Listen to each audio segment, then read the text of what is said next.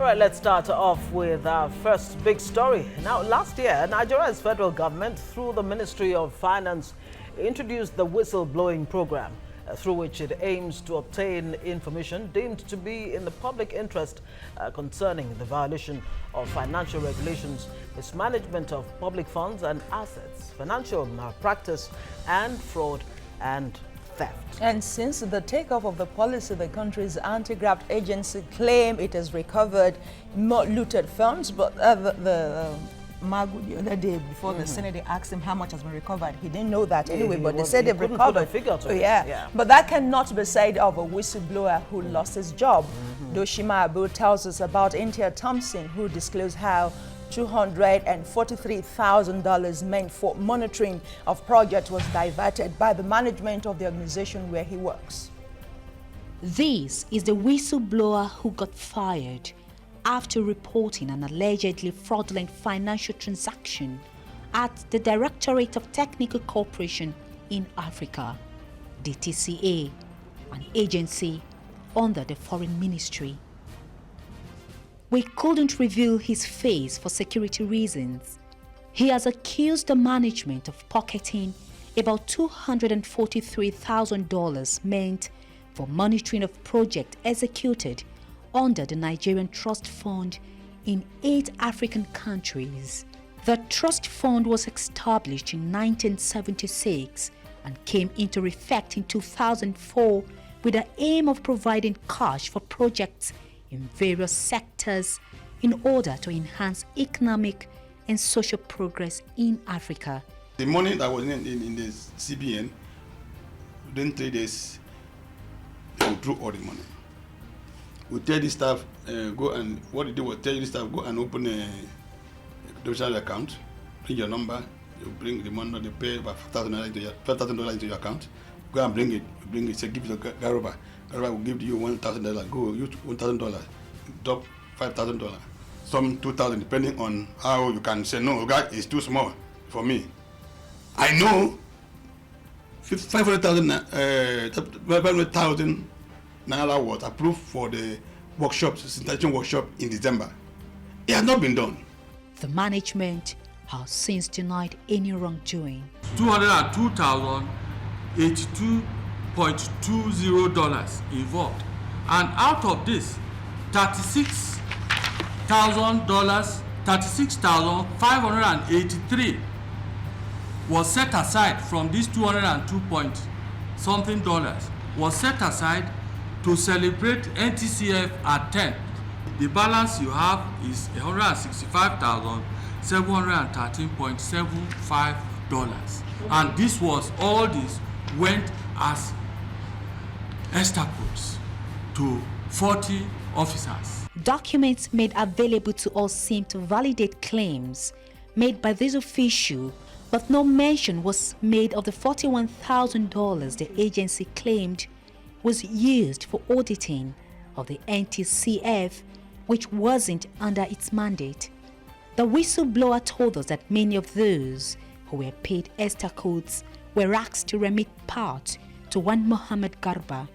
He also alleged that most of the staff had not embarked on any trip. This was why he petitioned the EFCC. The EFCC investigation team, headed by Mohammed Abdullahi, had compromised extensively to the point of threatening me. We had a shouting match 1 or twice in their office.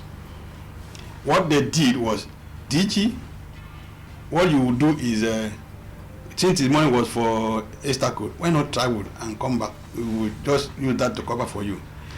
For the money of the civic intelligence research, find a way and return it. That one is small money. $500,000 naira and $300,000 naira for sale of vehicle. Return that one. For this one, we cover it. You just travel.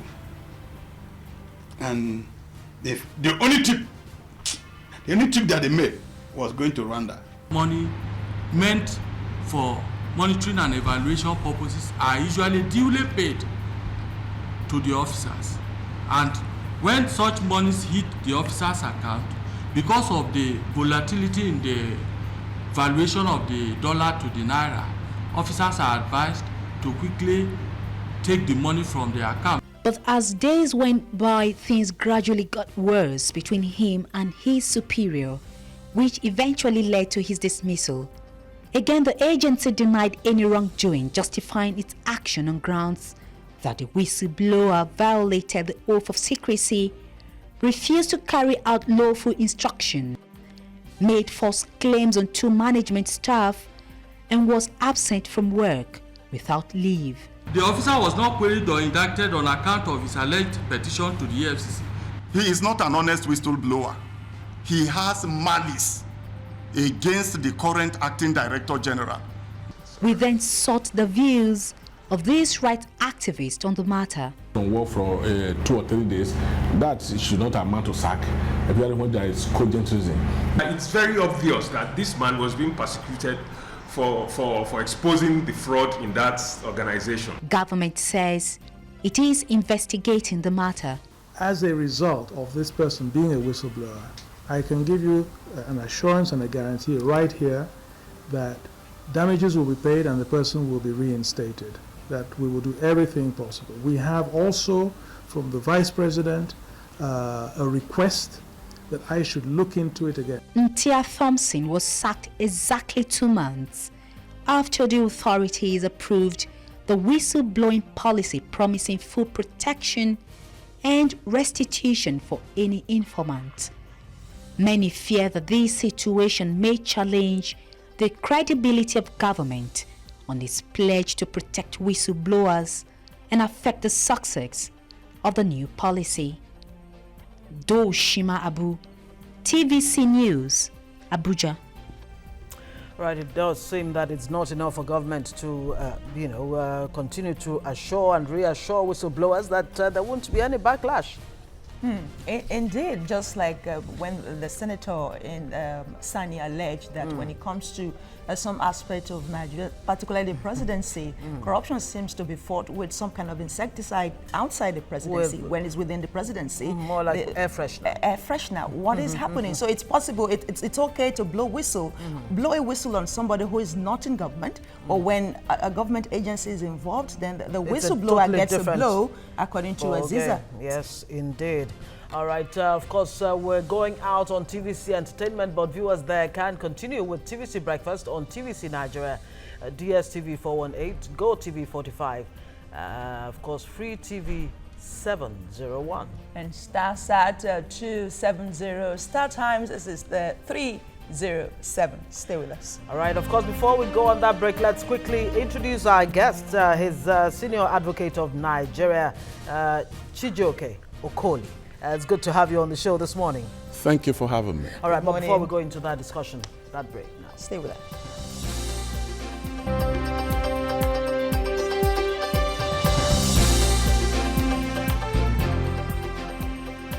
Permit me to start off this way. There was a time when Amebo or Lufufo, used to be a derogatory reference to any person. But things are changing now. It might pay off now to, take up that profession of whistleblowing, which, it seems that's what a lot of people are considering now. But it may come at a cost, all right? But the underlying factor is patriotism. Why are you ameboing? That's the reason behind it. You're being patriotic. That should be the reason. That should be the motivating factor. Yeah. All right, our guest, of course, is Senior Advocate of Nigeria, Chijioke Okoli. Good morning, and thanks for joining us again. Good morning, Gazi. Now, whistleblowing. Many Nigerians actually think they know what it means. Maybe you want to set the stage for us by defining exactly what whistleblowing is. Well, we have to rely for purpose of Nigeria on the simple English language definition, because as we speak now, there is no law on whistleblowing in Nigeria. Because as lawyers, if we're talking about whistleblowing, I will go to the legal definition. Usually, there's some nuances in legal and everyday usage of a term. So, as it is in Nigeria, we'll fall back on the regular English language usage, which I would say, by the way, going by what obtains in other places, every person will understand it. To, blowing the whistle, as it were, you are alerting the authorities, or what some people will say, naming and shaming, because somebody is doing something wrong. In this particular instance, the people involved in corruption. Then somebody who is close enough or who is aware of that corrupt act now alerts the relevant authorities. That's simply what we're talking about. Simply put. Yes. Okay, Simply. the federal government, when introduced the whistleblowing policy, said the aim is to increase transparency and accountability in the management of public funds. What is your opinion? Do you think they've achieved that so far? In simple answer, no, because if we go back some months ago, there was this quibbling as to whether it was legal or not to tell us exactly how much had been recovered and from whom. I can't see. I mean, for the life of me, they will tell you, you can put 10 lawyers in a room and you have 10 different opinions on a particular issue. But for the life of me, I do not see why, because we have been banned before.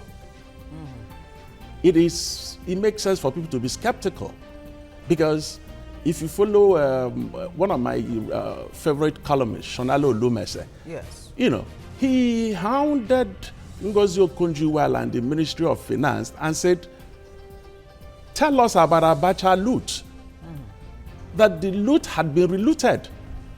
So in this particular instance, I think that it will be in good order, especially knowing where we're coming from. So do you think that may just render the whole whistleblowing policy dead on arrival when you have this, opaqueness all around it?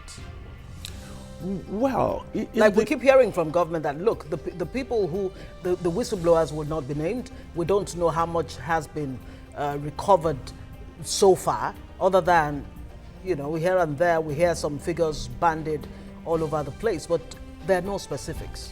No, for me, we'll have to have a more nuanced perspective.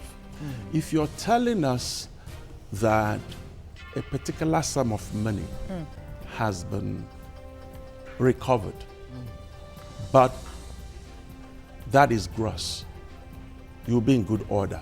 There are expenses. It could be legal fees. It could be money given to the whistleblower. That I can live with. To telling us exactly who the whistleblower was in that particular this, I think will be a little bit more circumspect, because this expression, corruption fighting back, it's not just an empty cliche. The corruption has become so endemic in this country that we don't even know any better. Children think that it makes sense to be corrupt. So when you're fighting corruption, you're going against very strong tidal wave, as it were, so that the whistleblower could have his life at risk. So it's, I can understand if the Ministry of Justice or whichever ministry that owns the process would say, okay, we gave 3%, we gave 5%. They don't need to tell me who exactly that person was, because, hey, a lot of the problems doesn't that create in itself another problem of doubt in the minds of a would-be whistleblower? How are you sure? What are the guarantees, really, that if you do go out there and you blow the whistle, that you will actually get the figures that the government is promising, 5% at most, of course, 1% and all of that? What is the guarantee for that person who looks at his organization and says, look, there are things going on that shouldn't be happening?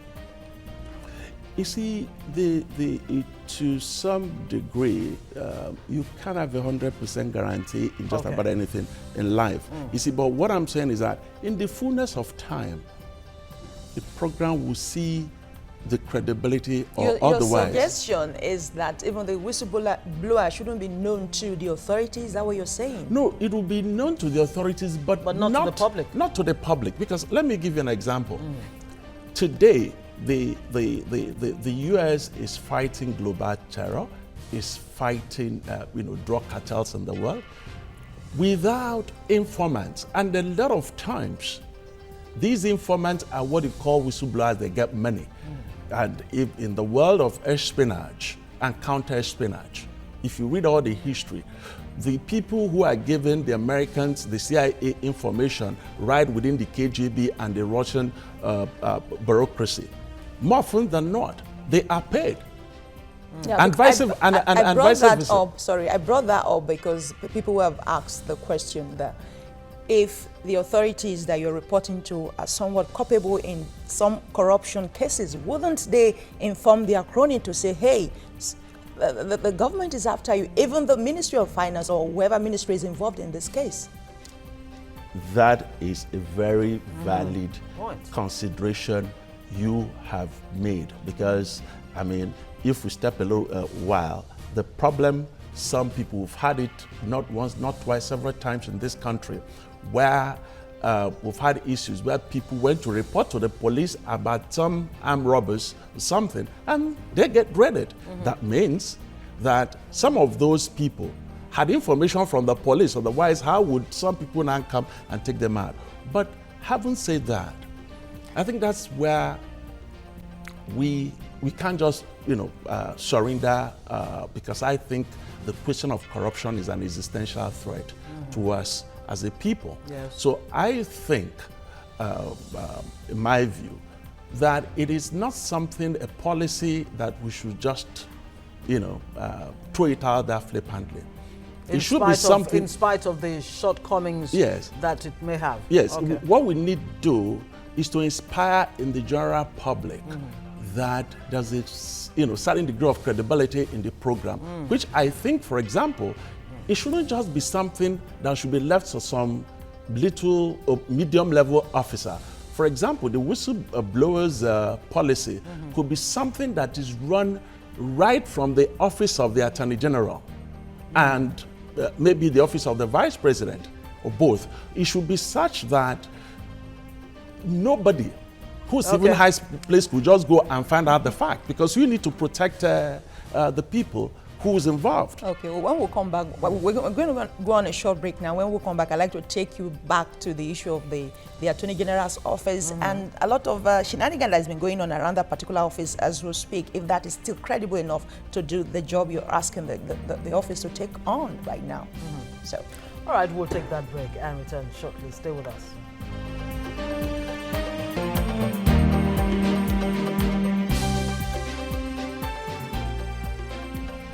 Glad to have you back. You're watching TVC Breakfast, and we are on to our first big story this morning, looking at the whistleblowing policy of the Nigerian government. Has it yielded any result, any positive result at all? We have with us in the studio Senior Advocate of Nigeria, Chijoke Okole, who has been telling us what is obtainable in other parts of the divide and what we have in Nigeria. And your postulation really is that this responsibility should be hinged on the office of the Attorney General. But we'll come back to that after laying some foundation here. So let's go. In December 2016, the Nigerian government launched the whistleblowing policy as one of the tools to aid the fight against corruption. The policy is coordinated by the Ministry of Finance. The Federal Ministry of Finance defines a whistleblower as a person who voluntarily discloses to the federal government of Nigeria through the Federal Ministry of Finance a possible misconduct or violation that has occurred, is ongoing, or is about to occur with specific concerns which are in the public interest. According to information on the ministry's website, the disclosure is expected to be made voluntarily and in good faith by telephone, email, or through a secure online portal where the status of the report can be checked. The violations include, but are not limited to, mismanagement or misappropriation of public funds and assets, financial malpractice or fraud, collecting or soliciting bribes, diversion of revenue, fraudulent and unapproved payments, splitting rather, of contract and procurement fraud, notably what we call your kickbacks or over-invoicing. Interestingly, it is a win-win situation. The government gets the information it needs to fight corruption and raise cash by recovering loot, and the whistleblower gets a reward. Okay, let's bring in Senior Advocate of Nigeria, Chijioke Okoli, right here. Well, whistleblowers have everything to gain and nothing to lose, and that's according to Lai Mohammed. With the way the program is going on now, the processes that we've seen since this policy came on board, do you see a watertight situation where whistleblowers have nothing to fear?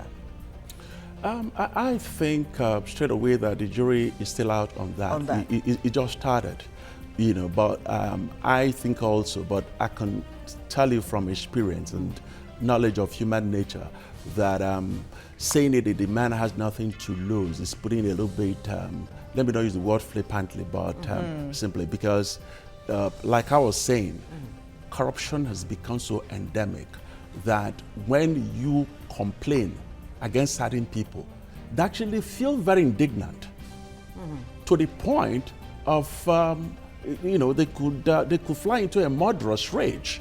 You know, so it's not so simple to say that the person who's going to complain has nothing to lose. Has nothing to lose. Yes, it is. And look at the reward itself. The minimum is 2.5% and maximum is 5%. Is it commensurate to the harassment or intimidation that may follow afterwards?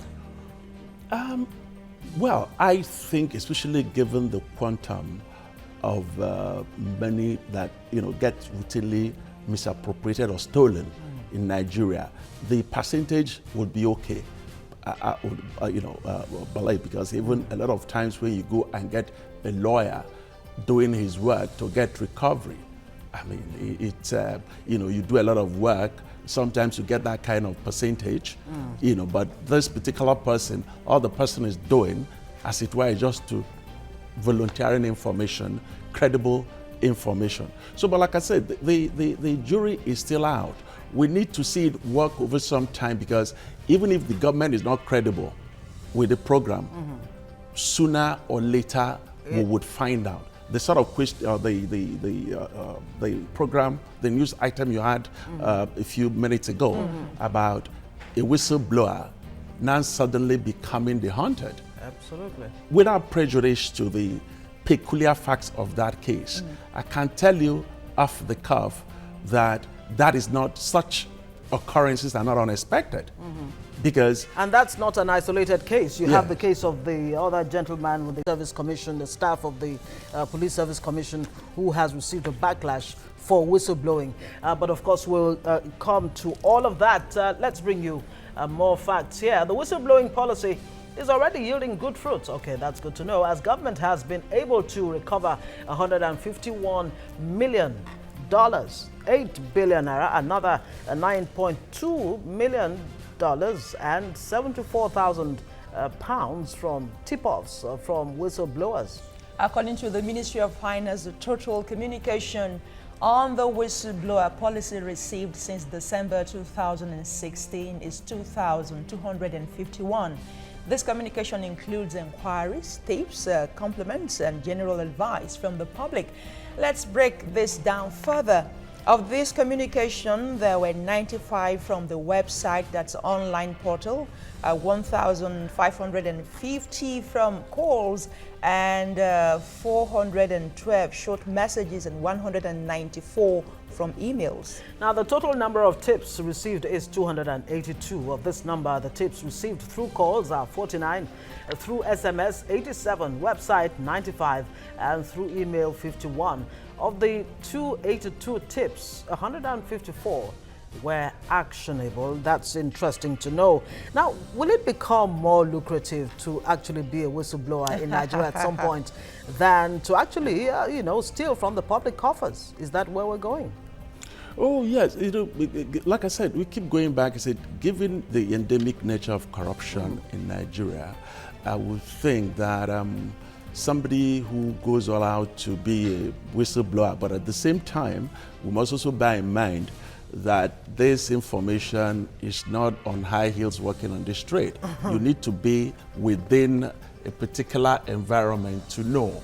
And a lot of times, I can tell you for free, a lot of times when we have this information out there, it's like maybe somebody among the thieves have been dishonorable. When they all share it and everything, and they keep like the Almighty code with the mafiosi, but they keep quiet. And you go there and everybody they pants you. Oh, nothing, everything is hunky-dory in this place. So usually, you come to a ministry or a government department, and a lot of times, some of the time when they would start telling you very nice things about some top person there, describing in superlative terms, some people down the road, they say, oh, as to use the street parlance, they chop alone. So a situation where spreads the largest, quote unquote. Oh, no, mine, I mean, they chop alone. So usually those who, as it is, personalize the loot, yes, that are the most vulnerable. Because so when the largesse is spread around, you might not even get to know what is happening. That's it. Yeah. But let's look into the credibility of the whistleblowers. In the case of this entire Thompson, that what he did was with malice, and according to the organization, that what he did is with malice, that he has some issues with the DJ and not in good faith. How would you determine if the information was correct and the intention of malice? As a lawyer, how would you do that? For me, it's all you investigate. Again, we shouldn't conflate issues. Somebody may well be malicious, but that does not take away from the credibility if it has credibility. Because, let me give you an example. Yes. You could have a situation in an office. This particular boss is popular, like I said before, the narrative we had a few minutes ago. Oh, it's okay.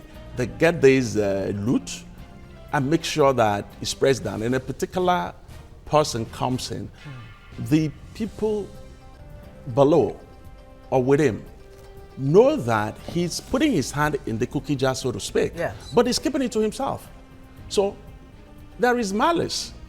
Not so much because, again, now that the man was doing it, but they say, oh, if he was, use the word again, delivering to others, they wouldn't have a problem.